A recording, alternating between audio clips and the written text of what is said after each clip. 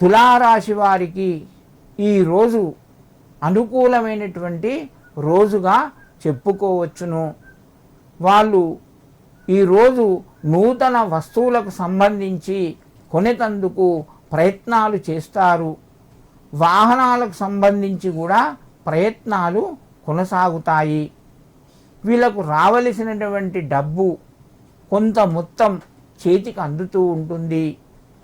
కుటుంబ సభ్యుల మధ్య సహాయ సహకారాలు ఉంటాయి. మిత్రుల నుంచి మీరు ఆశించినంతగా ఫలితాన్ని పొందకపోయినా కొంత మేరకు మీరు ఫలితాన్ని చూస్తారు. దానివల్ల సంతోషంగా ఉంటారు. తులారాశి వారు ఈరోజు శ్రీరామదూతాయ నమః అని స్మరించుకోవడం వలన మీకు మరింత శుభయోగం కలుగుతూ ఉంటుంది.